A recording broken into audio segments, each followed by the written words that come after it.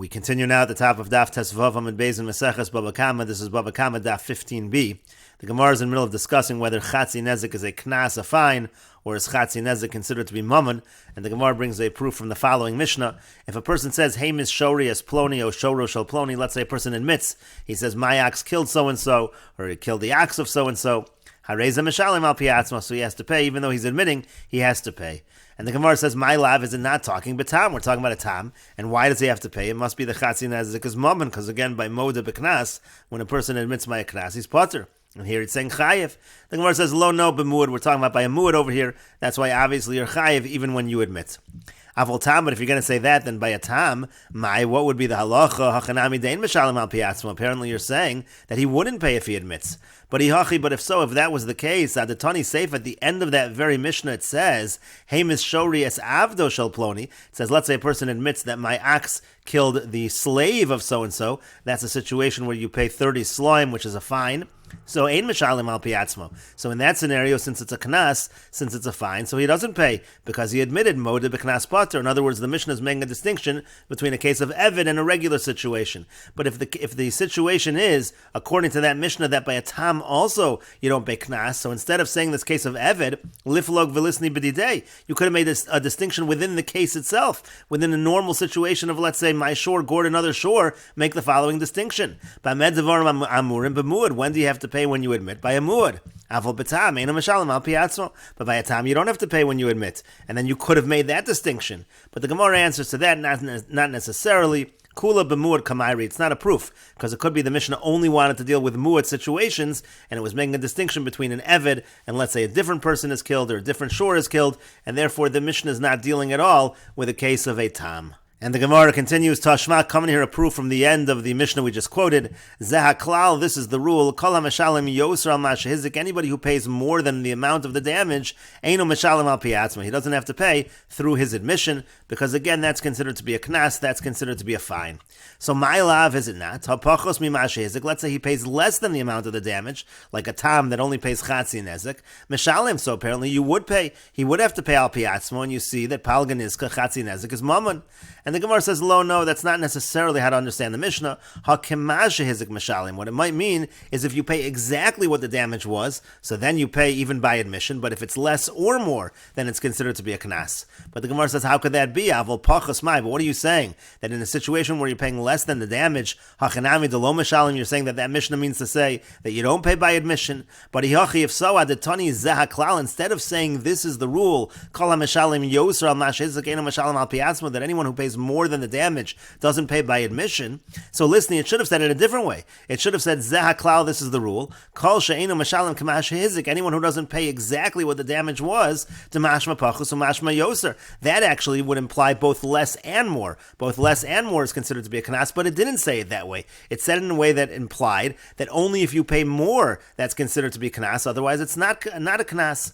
And the Gemara says to Yufta, so the Gemara says, you're right, that is a refutation, and it does seem from the phrasing of the Mishnah, since the Mishnah says only if you're paying more than the damage, that's considered to be a knas. So it sounds like in a situation of chatzi nezik, let's say you're paying less than the amount of the damage, that would be considered to be mammon. But the Gemara then says, v'hilchasa palganiska kanasa. But the halach is that chatzi nezik is a knas. The Gemara says it makes no sense to Yufta v'hilchasa. You just refuted that position, and now you're saying that's the halacha. And the Gemara says, yes, no, really that is the halacha. Because time am I have it to Yufta. Because what was the refutation? What was the reason behind the refutation? Mishum delo katani kemoshe hizik. Because it doesn't say that if it has to be exactly the amount of the damage. It should have said that. Because it should have said, if it's really true that chatzi nezik is a knas, so it should have said that any situation where you don't pay exactly what the damage was is a knas. But you know why it didn't say that? Lo psikale, it didn't say that because it's not true across the board. Kevan deika chatzi nezik tzororos, because there is a case of tzororos. That's a situation where the animal kicks pebbles and it causes damage, and you pay chatzi nezik, you pay half in that case. But the hilchasa gemirala, but there it's a halacha, it's a tradition that we know, the mamonahu, that it's not considered knas, it's considered to be mammon, so the rule wouldn't always be true. Here's a situation where certainly you're paying less than the amount of the damage, and it is considered mammon, it's not considered knas. Mishum hachi lo katani, that's why it doesn't phrase it in that manner. And the Gemara continues, V'hashta da'amrit palga nizka kanasa. Now that we're saying that chatzi nezek is considered to be a kanas, it's considered to be a fine. Hai kalba da'achal imri, if you have a dog that eats a sheep, v'shunra da'achal tarnagola, or a cat that eats a chicken, mishunahu, that's considered to be a strange kind of damage, and the amount that you're going to collect is going to be considered a fine. It's going to be considered a knas, v'lo magvinan bebavel, and therefore you won't collect it in bavel, because you're only able to collect a knas in a bezin that has people who have smicha, that didn't apply in bavel. V'hani mili beravravi, but the Gemara says that's only true. Let's say it's eating a large sheep, it's eating a large chicken, that's a strange kind of damage. Avol bezutre, but let's say it's eating smaller ones, so orchehu, so that's already normal kind of damage, and that would not be considered, that would be just considered a normal case. It wouldn't be considered like in the category of keren, and it wouldn't be in the category of chatzi nezek. And the Gemara continues, v'tafas lo mafkinan minei, but let's say in Bavel, where you're not allowed to collect chatzi nezek because it's a knas, but if the person who was damaged takes the chatzi nezek for himself, then the bezin won't take it away from him. V'yamar, and also if the person says kavuli zimna da'azlina la'ara di Yisrael, let's say the person says, I want to set a date, and we should go to Eretz Yisrael and let this be adjudicated in Eretz Yisrael where they can deal with cases of kanas, kavinan le, so then we do set a date for him. V'lo azul, and if the person who did the damage, who owns the animal that did the damage, doesn't go to Eretz Yisrael, mishamtinan le, then we're going to excommunicate him. Uvein kach, and either way, mishamtinan le ad misala kezek, we're certainly going to excommunicate him until he removes this animal which is causing damage. Midar Rabbi Nosson, that we learned from Rabbi Nosson. The Tanya, as we learned in a Brayso, Rabbi Nosson Omer, Rabbi Nosson says, Minayin shelo yigdal adam kelev ra b'soch beso. From where do we know that a person shouldn't raise a bad dog in his house? Val yamid sulam ru'ua b'soch beso. He shouldn't put up a ladder that is going to fall in his house. Talmud lomer lo sasim domim b'veisecha. It says in the pasuk, you can't place blood in your house.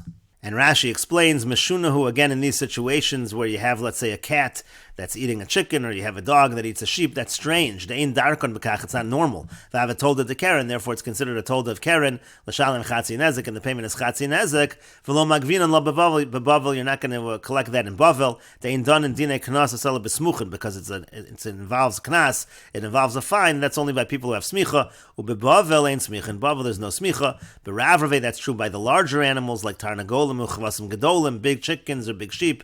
De'in derech kelev v'chasel l'hargan, it's not normal for a dog or a cat to kill those animals. And again, v'tafis nizik bebavel lamafkinamine, but if he takes the money already in Bavel, so then we don't take it away from him.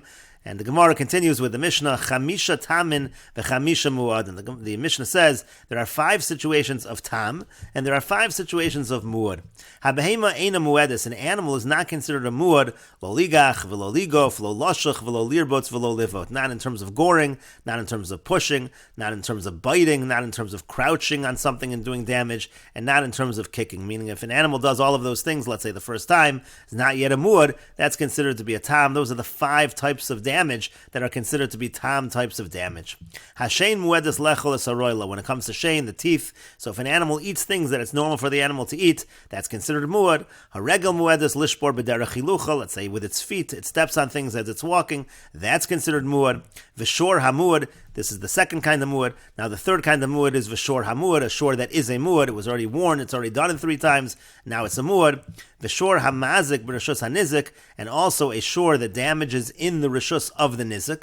Simple explanation is it means to say, even in a situation where you're talking about where it's the first time, where it's goring for the first time, where normally it pays chatzi nezik, the Mishnah seems to be saying, but if it's b'rishus hanizik, if it's in the property of the nizik, then already you're going to pay full. It's like a muad. The Gemara will discuss this line. Veha adam, and the last case that's considered to be the 5th case of muad is a person. A person is always considered to be a muad. Hazei v'ha'ari, the wolf and the lion, v'hadov v'hanamer, and the bear and the leopard, v'habardalus, the Gemara will explain what the bardalus is, v'hanachash, and a snake, harei elu muad, and all of those animals are always considered muad. Rabbi Lazar says, bisman shein b'nei tarbus, let's say they're domesticated, einon muad, and they're not considered muad. V'hanachash muad liolam, but a snake is always considered a muad, even according to Rabbi Lazar.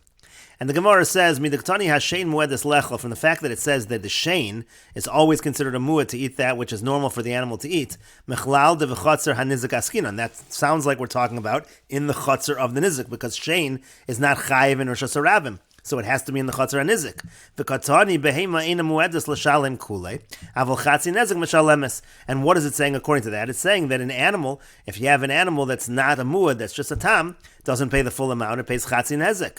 Money Rabbanan, meaning from that line in the Mishnah, from the fact that the Mishnah mentions Shein, sounds like it's talking about in the Chatzar HaNizek. So then it sounds like we're saying Chamisha Tamin, going through the Chamisha Tamin. It sounds like when you have a Tam also in the Chatzar HaNizek, that you're only going to pay Chatzi Nezek. Money Rabbanan, so therefore it sounds like it's following who the Rabbanan. The Amri Meshuna Karen B'Chatzar HaNizek, Chatzi Nezek, Hud Mishalim. The Rabbanan are the ones that say that if you have a strange kind of damage, like Karen, where it's goring in the Chatzar HaNizek, it only pays Chatzi Nezek.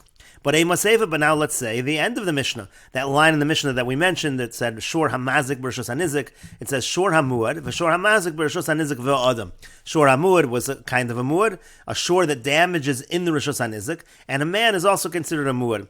So Asan L'Rebbi Tarfon, that line sounds like Rabbi Tarfon. Damar Meshuna Karen Mechatzar HaNizik, Nezek Shalim Ud Mishalim, who says that if you have a strange kind of Karen damage in the Chatzar HaNizik, so it pays Nezek Shalim, because that's the whole point of the line, that Shor Hamazik B'Rishos HaNizik, even if it's a tam, even if it's something strange, it's going to pay Nezek Shalim. So Reisha Rabbanan V'Sefer Rabbi Tarfon sounds like the beginning of the Mishnah. You're following the Rabbanan. We're talking about Chatzar HaNizik in the beginning of the Mishnah, and we're saying Chatzi Nezek. And then we talk about Rishos HaNizik, and we say Nezek Shalim.